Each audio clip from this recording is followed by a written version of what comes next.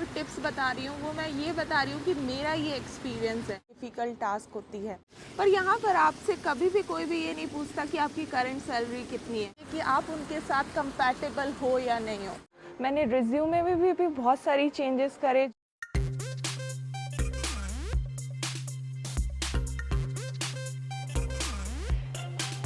Hello guys and welcome back to my channel. मैं हूँ Surabhi, Indian girl in Europe. और title देख के जैसा कि आपको पता चल गया है, मैं आपको बताने वाली हूँ कि मुझे जर्मनी में जॉब कैसे मिली। एक जॉब छोड़ के दूसरा जॉब मिलना कितना मुश्किल था मेरे लिए, वही मैं आपको बताऊँगी।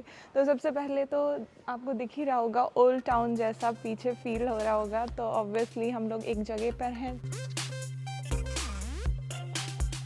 तो आज हम लोग हैं कॉफबियोरेन में और मतलब घूमते रहेंगे और आपको मैं बताती रहूँगी कि हाउ एग्जैक्टली कौन से टिप्स थे जो मैंने यूज़ करे, हो सकता है वो आप लोगों को भी हेल्प करें। So let's get started.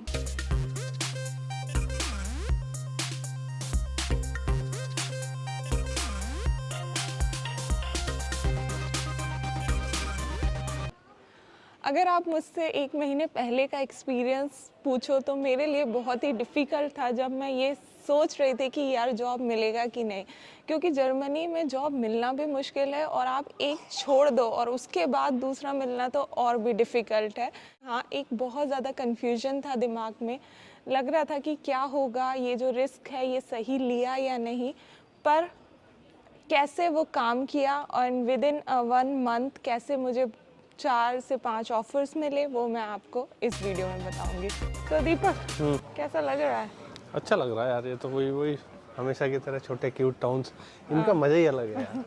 मुझे तो सबसे अच्छा अब ऐसे ही टाउन्स में लगता है यार। अभी देखो, अभी ये कितना अच्छा लग रहा है यहाँ। तो मैंने सबसे पहले शॉर्टलिस्ट किया कि मुझे कौन सी जॉब करनी है, क्योंकि मैं पुरानी जॉब से इतनी ज़्यादा खुश नहीं थी और मुझे हर दिन स्ट्रगल करना पड़ा था।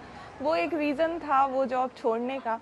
तो मैंने सबसे पहले शॉर्टलिस्ट किया कि यार मुझे करना क्या है, ये मैंने सबसे पहला काम किया। शॉर्टलिस्ट करा था मैंने जॉब, वो मैंने मेनली लिंक्डइन के थ्रू किया था। लिंक्डइन में मेरा सारा प्रोफाइल जो है वो अपडेटेड रहता है हमेशा, तो मेरी प्रोफाइल की जो भी जॉब्स हैं वो मुझे सामने दिख जाती हैं। उसमें से मैंने शॉर्टलिस्ट किया कि यार ये जॉब्स में मैं इंटरेस्टेड हूँ और मुझे यहीं अप्लाई करना है। पर सबसे अच्छा काम मैंने ये किया कि हर एक एप्लीकेशन के लिए मैंने एक डिफरेंट कवर लेटर बनाया, मैंने उसके स्किल्स से मैच किया। मैंने रिज्यूमे में भी बहुत सारी चेंजेस करे जो कि उस पर्टिकुलर प्रोफाइल को मैच करे, और उसका फ़ायदा मुझे ये हुआ कि मुझे मैक्सिमम इंटरव्यूज़ के लिए कॉल आए। और दीपक, तुम्हें कितने कॉल आए आज तक जर्मनी? मुझे जर्मनी में एक भी कॉल नहीं आया। तो जर्मनी में जॉब छोड़ना एडवाइजेबल है क्या? मेरे जैसे लोगों के लिए तो नहीं है जिनको कॉल्स ही नहीं आते। क्योंकि कुछ लोगों ने मुझे बोला कि यार ये बहुत बड़ा रिस्क है। एक्चुअली मैं इतनी मेहनत भी नहीं करता सुरभि, मतलब एक पर्टिकुलर प्रोफाइल से रिलेटेड पता है मुझे, उससे रिलेटेड आपको प्रोफाइल एडिट करना चाहिए, जो मैं करता नहीं हूँ।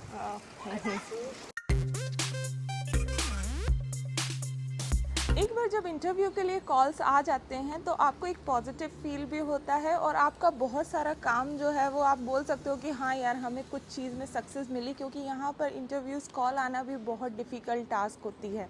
तो उसके लिए मैंने आपको पहले बताया कि आपको क्या करना है, पर उसके बाद जो टास्क होती हैं वो और चैलेंजिंग होती है, क्योंकि आपको केस स्टडी प्रिपेयर करनी होती है, करके उन्हें प्रेजेंट करनी होती है, या फिर वो आपको कोई भी बोल देंगे कि यार ये तुम्हारा टास्क है और ये तुम लोगों को प्रेजेंट करना है 1 दिन में या 2 दिन में, जो कि बहुत चैलेंजिंग होता है, क्योंकि कभी कभी आपको नहीं पता होता है कि वो एक्सपेक्टेशंस क्या हैं उनके।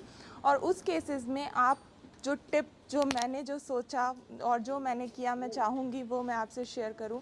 तो उस टाइम पे मैंने क्या किया, मैंने अपने आइडियाज़ को इम्प्लीमेंट किया रेदर देन ये सोच के कि उनके एक्सपेक्टेशंस कैसे हैं, क्योंकि वो तो कंपनी में बहुत टाइम से जॉब कर रहे हैं, उनके एक अलग तरीके के एक्सपेक्टेशंस होंगे, पर जो मेरे आइडियाज़ हैं वो बहुत डिफरेंट होंगे। वही सोच के मैंने हर एक इंटरव्यू राउंड के लिए प्रिपेयर किया और वो जो स्ट्रैटेजी थी वो मेरे को काम आई। इसके अलावा एक और राउंड्स होते हैं कंपनीज़ में, वहाँ पर आपको टीम्स के साथ मिलवाया जाता है। जब आप टेक्निकल राउंड क्लियर कर लो या जो भी आपको टास्क दिया हो वो आप क्लियर कर लो, तो आपको टीम के साथ मिलवाया जाता है ताकि वो भी आपको जज कर सके या वो देख सके कि आप उनके साथ कंपैटिबल हो या नहीं हो। इस केस में वो लोग ये देखते हैं कि जो बंदा या बंदी है वो फ्रेंडली है या नहीं, टीम के साथ अच्छे से कॉप अप हो पाएगी या नहीं, ऐसी बहुत सारी चीज़ें वो लोग देखते हैं जो कि ऑफ कोर्स उस पर्टिकुलर राउंड में भी बिकॉज सब लोगों के बहुत सारे माइंडसेट होते हैं, डिफरेंट टीम मेंबर्स होते हैं, तो आपको बहुत केयरफुल होना होता है। हर एक क्वेश्चन जो भी आप आंसर कर रहे हो उसके लिए आपको बहुत ज़्यादा केयरफुल होना होगा, क्योंकि कभी कभी ऐसा होता है कि आपने कुछ भी चीज़ बोली, हो सकता है उसका मतलब वो लोग कुछ और निकालें। तो जस्ट थिंक, मतलब जो भी किसी ने पूछा पहले उसको सोचो क्या पूछ रहे हैं और फिर उसको आंसर दो। यही मेरी आपके लिए टिप होगी। एक चीज़ और बताना चाहूँगी, क्योंकि बहुत सारे डिफरेंट प्रोफाइल्स होते हैं, सबके डोमेन डिफरेंट होते हैं, तो जो भी मैं आप लोगों को टिप्स बता रही हूँ वो मैं ये बता रही हूँ कि मेरा ये एक्सपीरियंस है और ये मेरे लिए सक्सेसफुल रहा, इसलिए मैं आपसे शेयर कर रही हूँ। तो ये भी हो सकता है कि ये सिर्फ स्पेसिफिक टू मेरे डोमेन में हो, या जो इंटरव्यू राउंड्स की मैं बात कर रही हूँ वो स्पेसिफिक टू मेरे जो प्रोफाइल्स हैं उन्हीं के लिए हो और आपके लिए ना हो। पर अगर आप इससे कुछ भी सीख रहे हो और उसे इम्प्लीमेंट कर रहे हो तो आई थिंक वही मेरे लिए बहुत ही बड़ी बात होगी। फिर एक और चीज़ हो जाती है, यहाँ पर आप कब ज्वाइन कर रहे हो। तो मेरे केस में मैं ज्वाइन कर सकती थी एज सून एज पॉसिबल या फिर 1 मंथ में, और आपको कितनी सैलरी चाहिए या आपकी एक्सपेक्टेशंस कितनी सैलरी की है। तो यहाँ पर मैंने एक रिस्क लिया था कि मेरा जो नोटिस पीरियड था वो बढ़ जाता, 3 मंथ हो जाता। तो मैंने सोचा कि नहीं यार, मुझे अभी करना है क्योंकि मार्केट अच्छा चल रहा है और 1 महीना जो नोटिस पीरियड होता है वो बहुत कम होता है। तो आप अगर दूसरी कंपनी में अप्लाई कर रहे हो और अगर आप सक्सेसफुल हो जाते हो सारे इंटरव्यूज़ राउंड निकालने के लिए, तो आप as soon as possible join कर सकते हो। और वो एक बहुत इंपॉर्टेंट बात हो जाती है, क्योंकि आप कंपनी को ये बोल रहे हो कि यार मैं रेडी हूँ, आप मेरा इंटरव्यू ले लो, अगर मैं आपको जमती हूँ तो मैं जल्दी से ज्वाइन कर लूँगी। तो वो वहाँ पर मैंने रिस्क ली थी, पर वो यहाँ पर जो है वो मेरे लिए बहुत ही ज़्यादा पॉजिटिव इम्पैक्ट छोड़ के गई। बहुत डिफरेंट बात मैंने यहाँ पर नोटिस करी, वो ये थी कि हमेशा जब आपको एक्सपेक्टेड सैलरी पूछते हैं इंडिया में, तो आप हमेशा अपने करंट सैलरी से कंपेयर करते हो और उसमें 30% 50% हाइक करके बताते हो कि मुझे इतनी चाहिए।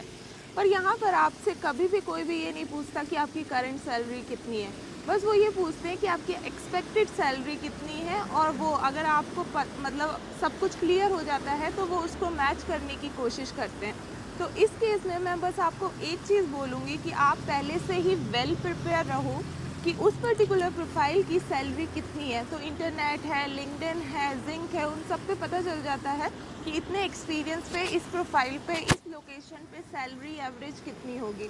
तो ज़्यादा मत मांगो, बिकॉज अगर आप बहुत ज़्यादा मांगोगे तो भी हो सकता है प्रॉब्लम हो, और अगर आप बहुत कम मांगोगे तो भी प्रॉब्लम हो सकती है। और अगर आप स्टैंडर्ड मांगोगे तो शायद वो चीज़ जो है वो पॉजिटिव हो सकती है आपके लिए। तो गाइज़, आई होप ये जो मेरा एक्सपीरियंस है इससे आपको कुछ ना कुछ इन्फॉर्मेशन मिली होगी। और सबसे बड़ी बात यह है कि मेरे पास बहुत सारे ऑफ़र्स थे और उसमें से मुझे चूज़ करना पड़ा। कुछ ऑफ़र्स ऐसे थे जिसके मैंने सेकेंड या थर्ड राउंड ही इंटरव्यू के नहीं दिए थे, बिकॉज़ ऑफ लोकेशन या बिकॉज़ ऑफ मैंने सोचा कि दूसरी अपॉर्चुनिटी ज़्यादा अच्छी है। पर ये मेरी एक सक्सेस स्टोरी है जो मैं आपसे शेयर करना चाहती हूँ। इनिशियली थोड़ा प्रॉब्लम हुआ, बट एट द एंड जो हुआ वो बहुत अच्छा हुआ। और साथ ही साथ मेरे पास कुछ ऑफ़र्स थे और उसमें से मुझे एक चूज़ करना पड़ा। ऑलरेडी मैंने जॉब ज्वाइन कर ली है, वन ऑफ ऐसी कंपनी जिसमें मैं हमेशा काम करना चाहती थी। और कुछ कंपनीज़ मैंने छोड़ दी है, ऐसी कंपनीज़ जिसमें भी मैं काम करना चाहती थी। पर एक ही कंपनी आप चूज़ कर सकते हो, जो मैंने करी। और इस वीडियो में मैंने बहुत सारी ऐसी चीज़ें बताई जो शायद आप लोगों को हेल्प करे आपके इंटरव्यू निकालने के लिए या आपको इंटरव्यू के लिए सिलेक्ट होने के लिए। और आपको कुछ अगर इसमें अलग लगा हो, कुछ न्यू लगा हो, और अगर इन्फॉर्मेशन अच्छी लगी हो तो प्लीज़ एक सब्सक्राइब और एक लाइक करना जो है वो भूलना मत। और मिलते हैं नेक्स्ट वीडियो में। Bye bye. फोटो खींचना सब रुक गए क्योंकि वो फोटो अच्छे से खींच ले, इस चीज़ का फोटो खींच ले।